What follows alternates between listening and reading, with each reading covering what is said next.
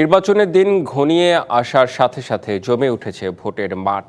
রাজধানীর অলিগলি চষে বেড়াচ্ছেন প্রার্থীরা। রাজধানীর নির্বাচনী প্রচারণার আরও খবর জানাতে ঢাকা 12 আসন থেকে সরাসরি যুক্ত হচ্ছেন সহকর্মী আরিফুল ইসলাম। আরিফ, নির্বাচনী প্রচারণার মধ্যেই আপনি আছেন, দেখতে চাই, জানতে চাই কি বলছেন তারা।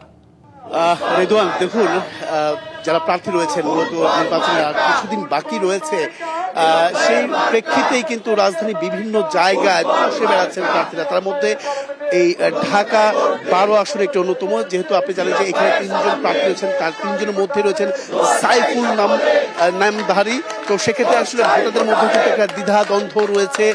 পাশাপাশি আমি এখন যে জায়গাটাতে আছি সেটা হচ্ছে ফুটবল স্বতন্ত্র প্রার্থী সাইফুল আলম নীরব।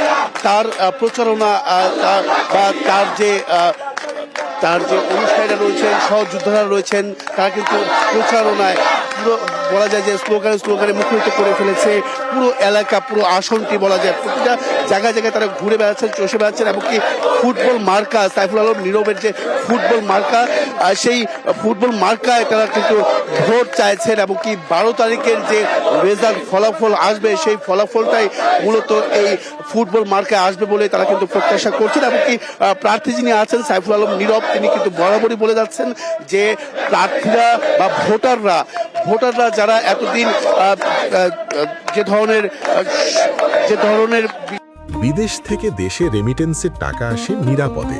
তাই আজই আপনার আপনজনকে বলে রাখুন, রেমিটেন্সের টাকা যেন শুধু নগদেই পাঠায়।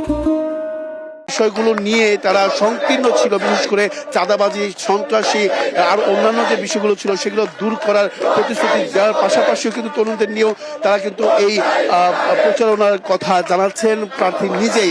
এমনকি প্রার্থীর পক্ষে মূলত এই যারা সহযোদ্ধা রয়েছেন তারা কিন্তু প্রত্যেকটা জায়গায়, পাড়া মহল্লায়, বিশেষ করে আমি যদি একটু বলতে চাই যে এখানে নেতা কর্মীরা তো রয়েছেনই, পাশাপাশি তারা বলছেন যে বিগত বছরগুলোতে সাধারণ ভোটারদের যে প্রত্যাশা পূরণ করতে পারেনি, আগে যারা ছিলেন ক্ষমতায় যে প্রত্যাশা পূরণ করতে পারেনি, সেই প্রত্যাশা পূরণের লক্ষ্যের পাশাপাশি আরো বাড়তি কিছু কাজ করবেন বলে কিন্তু প্রতিশ্রুতি দিয়ে যাচ্ছেন। এমনকি আসলে সেটা দেখার অপেক্ষায় 12 তারিখে এই আসন থেকে কার শেষ হাসিটা কে হাসেন। যেহেতু এই আসনে 3 জন প্রার্থীর নামই হচ্ছে সাইফুল হাসবেন, সেটা আসলে দেখার অপেক্ষা করতে হবে 12 তারিখ পর্যন্ত। তাই তারা যথেষ্ট পরিমাণে পরিশ্রম করে যাচ্ছেন, দিন রাত এক করে ফেলছেন। জি আরিফ, আপনাকে অনেক ধন্যবাদ যুক্ত হওয়ার জন্য আমাদের সাথে।